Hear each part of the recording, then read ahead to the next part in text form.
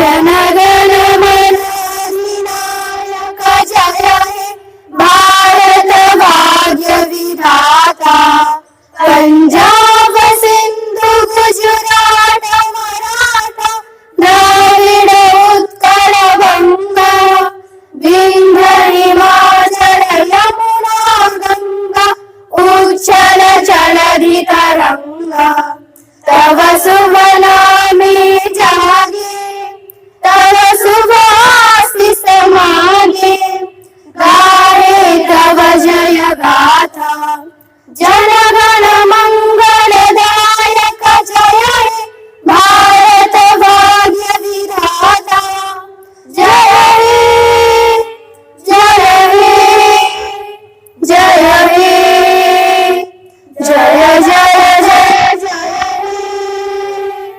राष्ट्र जनता के लिए तीन हर्ष ध्वनि देंगे।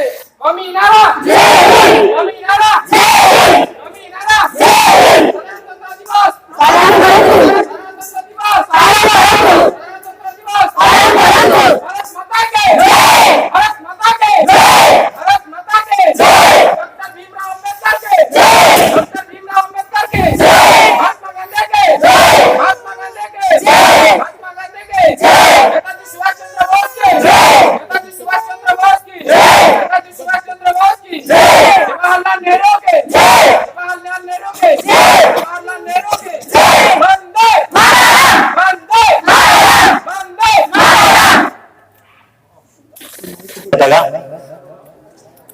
आज साधारणतंत्र दिवस पालन अवसर में उपस्थित विद्यालय समस्त शिक्षक शिक्षयित्री छात्र छात्री आज 76तम साधारणतंत्र दिवस आम पालन करुछु। यही पवित्र दिवस रे मो समस्त को शुभेच्छा एवं शुभकामना जनाऊँ। दीर्घ वर्ष धरी इंग्रेज मान शासन पर अनेक स्वाधीनता संग्रामी बलिदान एवं निरंतर संग्राम फल 1947 मसीहा अगस्ट 15 तारीख दिन भारतर आकाश में स्वाधीनतार इंद्रधनु झलसी उठिला। यापर भारतर शासन करने एक शासन खसड़ार आवश्यकता होता। यही शासन खसड़ा जड़े दलित संप्रदाय व्यक्ति डॉक्टर बी आर अम्बेडकर को आम स्वाधीनता संग्राम कर्णधार महात्मा गांधी गुरुत्व देइथिले एवं से यही शासन खसड़ा प्रस्तुत करथिले। तांको डॉक्टर बी आर अम्बेडकर को भारत संविधान जनक कहा जाए। से होती संविधान प्रणेता। भारत बहु भाषा बहु वर्ण बहु जाति बहु धर्मर सम्मिलन पीठ। समस्त को सुख स्वाच्छंद्य मातृभाव नहीं गोटे समाज गठन करने एक जो खसड़ा आवश्यकता होता यह दीर्घ दिन धरी या करागला। या 2 वर्ष 11 मास 8 दिन लगी। 1950 मसीहा जनवरी 26 तारीख दिन यही जो संविधान प्रणयन होता कार्यकारी है। से दिन ठारू आम भारत एक सार्वभौमिक गणतांत्रिक राष्ट्र रूपे परिगणित होइछि एवं यही शासन व्यवस्था चालू अछि। यही दिवस को स्मरण करवा ଜାନୁଆରୀ 26 ସେହି ଦିନ ଠାରୁ ପାଳନ କରାଯାଉଛି। ଏହି ଦିବସଟି ଆତ୍ମ ସମୀକ୍ଷାର ଦିବସ, ଆତ୍ମ ବିଶ୍ଳେଷଣର ଦିବସ।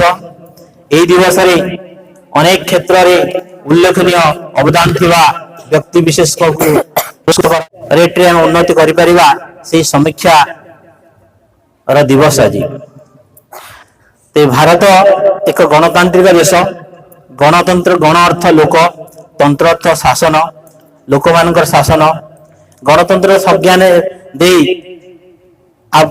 ଆମେରିକା ରାଷ୍ଟ୍ରପତି ଆବ୍ରାହମ ଲିଙ୍କନ କହିଛନ୍ତି, democracy is government is of the people, by the people and for the people. ଅର୍ଥାତ୍ ଗଣତନ୍ତ୍ର ହେଉଛି ଲୋକମାନଙ୍କର, ଲୋକମାନଙ୍କର ଦ୍ୱାରା ଏବଂ ଲୋକମାନଙ୍କର ପାଇଁ। ମହାତ୍ମା ଗାନ୍ଧୀ ଗଣତନ୍ତ୍ରକୁ ବ୍ୟାଖ୍ୟା କରି କହିଥିଲେ, ଜଣେ ଶକ୍ତିଶାଳୀ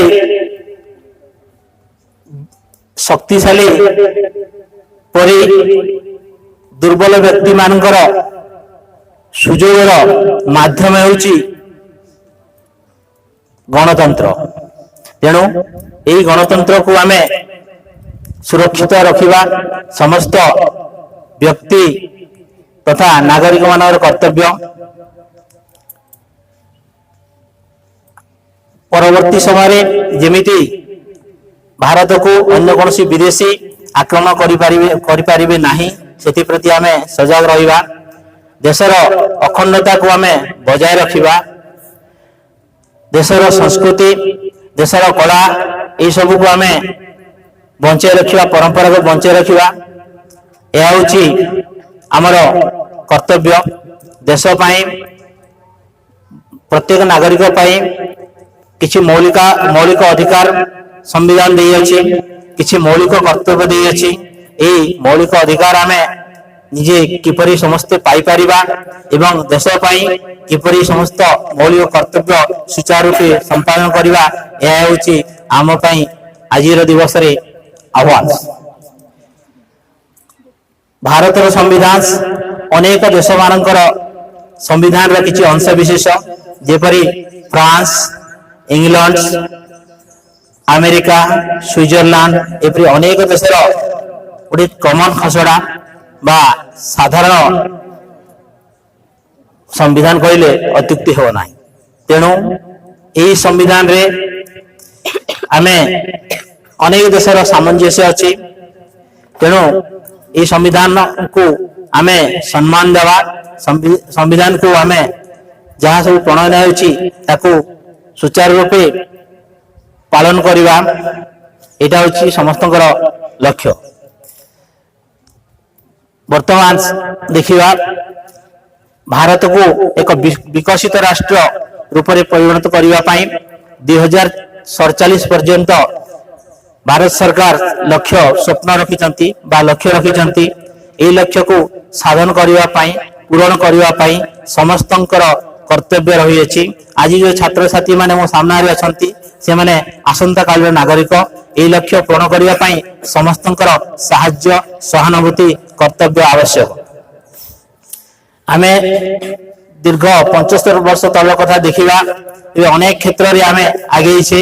କୃଷି କ୍ଷେତ୍ର, ଶିକ୍ଷା କ୍ଷେତ୍ର, ଆମର ରେଲୱେ, ରୋଡ, ପରିବହନ, ଗମନାଗମନ ଯୋଉଟା ଆମେ କହୁଛୁ, ପୁଣି ଆମର ମାଇନିଂ, ସାଇନ୍ସ, ଏଭଳି ବିଭିନ୍ନ ଦେଖିବା, ବିଭିନ୍ନ ସେକ୍ଟରରେ ଭାରତ ଅନ୍ୟ ଦେଶ ତୁଳନାରେ ବହୁତ ଆଗେଇଛି। କିନ୍ତୁ ଆମେ ଯଦି ବିଶ୍ଳେଷଣ କରିବା, ଅନେକ ପଛରେ ବି ଅଛି। ଏହାର କାରଣ ଅନେକ ଫ୍ୟାକ୍ଟର ଗୁଡାକ ଅଛି, ସେଗୁଡିକ ତମେ ପଢିଲେ ଜାଣିପାରିବ। ମୁଁ ଗୋଟେ ଦୁଇଟା ଏକ୍ସାମ୍ପଲ କହୁଛି। ଯେମିତି ଅନ୍ୟ ଦେଶ ତୁଳନାରେ ଆମର ଯୋଉ ଡିଜିଟାଲାଇଜେସନରେ ମାନେ ବହୁତ କମ ଅଛି, ମାନେ ଆମ ଦେଶର ଲେସ୍ ଡିଜିଟାଲାଇଜେସନ, ଯାହା ଫଳରେ ଉନ୍ନତିରେ ବାଧାପ୍ରାପ୍ତ ହେଉଛି। ଠିକ ସେହିପରି ଯୋଉ ରିସର୍ଚ୍ଚ, ଗବେଷଣା କ୍ଷେତ୍ରରେ ମଧ୍ୟ ଆମେ ବହୁତ ପଛରେ ଅଛୁ। ତେଣୁ ଏଇ ସବୁ ଯୋଉ କ୍ଷେତ୍ରରେ ଆମର ଲାକୁନା ରହିଛି, କମ ଯୋଉଠି ଆମେ ଡେଭଲପ କରିଛୁ, ତାକୁ ଯଦି ଆମେ ଧ୍ୟାନ ଦେବା, ନିଶ୍ଚିତ ଭାବରେ ଆମେ ପୃଥିବୀରେ ଗୋଟେ ସର୍ବଶ୍ରେଷ୍ଠ ରାଷ୍ଟ୍ର ରୂପେ ପରିଗଣିତ ହେବା, ଏଥିରେ ଦ୍ୱିମତ ନାହିଁ। ବର୍ତ୍ତମାନ ଆମେ ଜାଣିଥିବ ଭାରତର ଲୋକ ସଂଖ୍ୟା କେତେ? ବର୍ତ୍ତମାନ ଭାରତର ଲୋକ ସଂଖ୍ୟା ଆରେ 1.426 ବିଲିୟନ, ଯାହାକି ପୃଥିବୀର ସର୍ବବୃହତ ଜନବହୁଳ ଦେଶ। ତେଣୁ ଏତେ ସଂଖ୍ୟକ ଲୋକଙ୍କୁ ନେଇ ଏହି ସମ୍ବିଧାନ ଦ୍ୱାରା ଶାସନ କରିବା ଏତେଟା ସହଜ ନୁହେଁ। ତେଣୁ ପ୍ରତ୍ୟେକ ନାଗରିକର କର୍ତ୍ତବ୍ୟ ଅଛି। ପ୍ରତ୍ୟେକ ନାଗରିକ ଯଦି এই ସମ୍ବିଧାନକୁ ମାନିବେ ଏବଂ ତାଙ୍କୁ ସମ୍ମାନ ଦେବେ, ସେ ଆକାରରେ କାର୍ଯ୍ୟ କରିବେ, ନିଶ୍ଚିତ ଭାବରେ ଦେଶ ଆଗେଇବ, ଏଥିରେ ଦ୍ୱିମତ ନାହିଁ। ତେଣୁ ପୁଣି ଥରେ ସମସ୍ତଙ୍କୁ ଏହି ଆଜିର ଦିବସରେ ଦେଶ ପାଇଁ ବା ଦେଶ ପାଇଁ କାର୍ଯ୍ୟ କରିବା ପାଇଁ ଆମେ ଯେଉଁ କାର୍ଯ୍ୟରେ ନିୟୋଜିତ ଅଛୁ ତାକୁ ସୁଚାରୁ ରୂପେ କାର୍ଯ୍ୟ କରିବା ପାଇଁ ଆମେ ଏଠାରେ ଶପଥ ନେବା ଏବଂ ଆମର ପୂର୍ବଜ ଯେଉଁ ସ୍ୱାଧୀନତା ସଂଗ୍ରାମୀଙ୍କର ତାଙ୍କର ଆଦର୍ଶରେ ଅନୁପ୍ରାଣିତ ହୋଇ ଆମେ କାର୍ଯ୍ୟ କରିବା, ତେବେ ନିଶ୍ଚିତ ଭାବରେ ଆମର ଦେଶ ଆଗେଇବ, ଏଠାରେ ଦ୍ୱିମତ ନାହିଁ। ବର୍ତ୍ତମାନ ମୁଁ ମୋର ବକ୍ତବ୍ୟକୁ ବିରାମ ଦେଉଛି। ଜୟ ହିନ୍ଦ, ଜୟ ଭାରତ।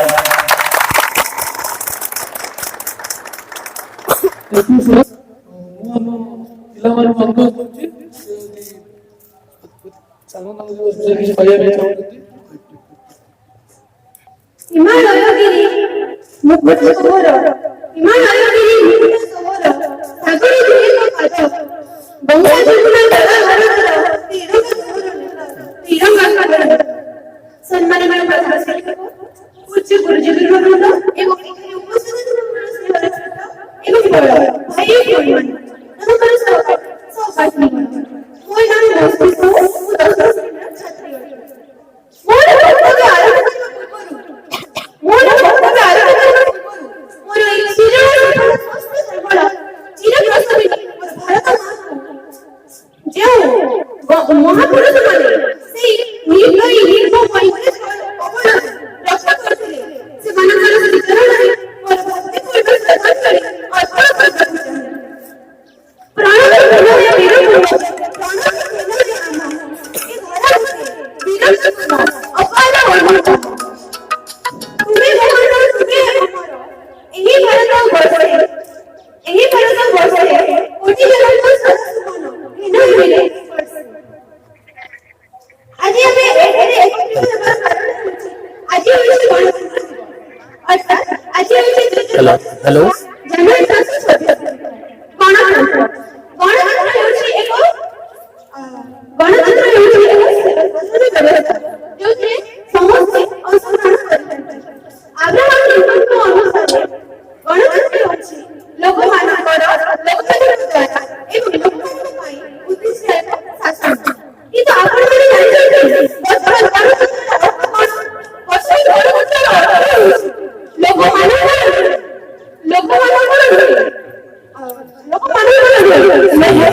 ଅର୍ଥ ହେଉଛି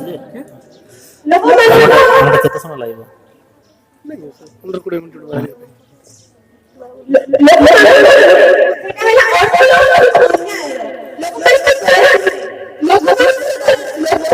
ହ୍ୟାଲୋ,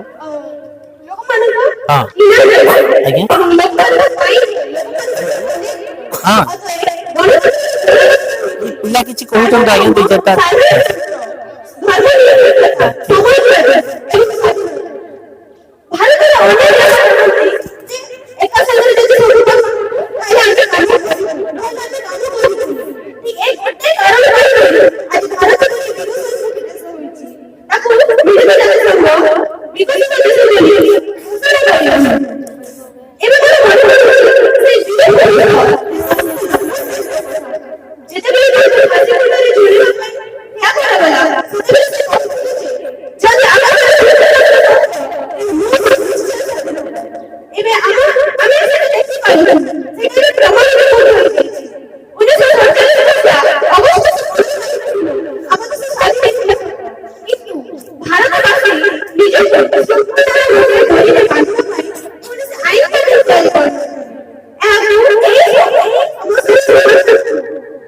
ସମାଧାନ କରିବା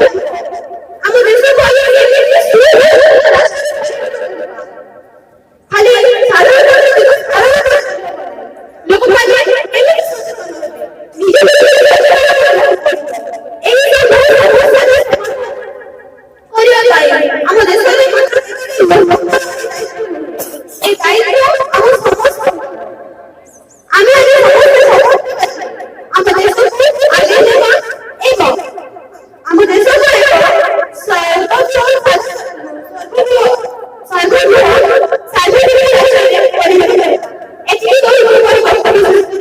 ধন্যবাদ। সমস্ত ছোট ও বড় ভাই ভଉଣୀ ମାନେ ଏବଂ ମୋର ସହପାଠୀଗଣ, ସର୍ବପ୍ରଥମେ ମୁଁ ଆପଣମାନଙ୍କୁ ଜାନୁଆରୀ 26 ଉପଲକ୍ଷେ ହାର୍ଦ୍ଦିକ ଅଭିନନ୍ଦନ ଓ ଶୁଭେଚ୍ଛା ଜଣାଉଛି। ଆଜିର ଏହି ପବିତ୍ର ଦିବସରେ ମୋତେ କିଛି କହିବାର ସୁଯୋଗ ମିଳିଥିବାର ମୁଁ ନିଜକୁ ଧନ୍ୟ ମନେ କରୁଅଛି। ଆଜି ହେଉଛି ଜାନୁଆରୀ 26, 2025 ମସିହା। ଆଜି ହେଉଛି ଜାନୁଆରୀ 26, 2025 ମସିହା। ଆମ ଦେଶର 76ତମ ସ୍ୱାଧୀନତା ଦିବସ ପାଳନ କରୁଛେ।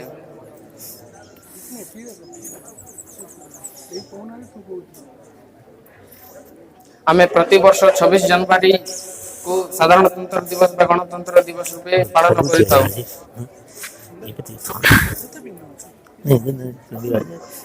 ଆଜିର ଏହି ପବିତ୍ର ଦିବସଟି ସମସ୍ତ ଭାରତୀୟଙ୍କ ପାଇଁ ଏକ ସ୍ୱତନ୍ତ୍ର ଓ ଗଣତନ୍ତ୍ର ଦିବସ।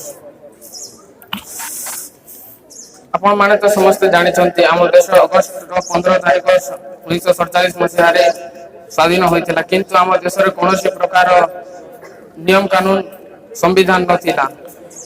ସେତେବେଳେ ଡକ୍ଟର ଭୀମରାଓ ଆମ୍ବେଦକରଙ୍କର ଦ୍ୱାରା ଏକ ଟିମ୍ ଆମ ଦେଶର ସମ୍ବିଧାନ ଲେଖିବା ଆରମ୍ଭ କରିଥିଲେ।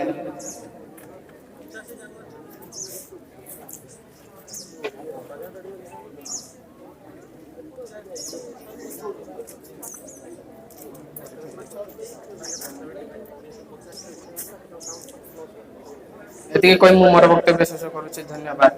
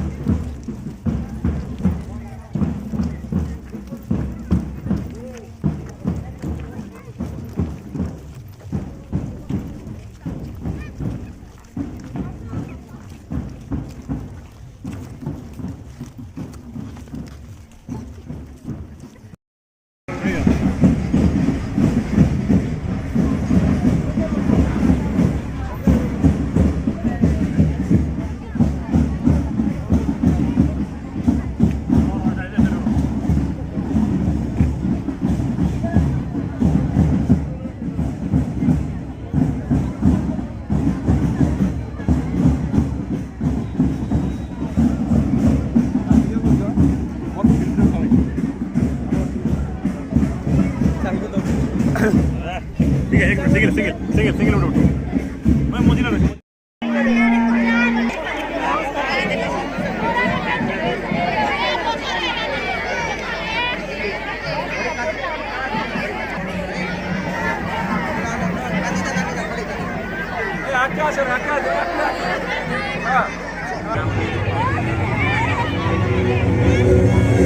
Thank you.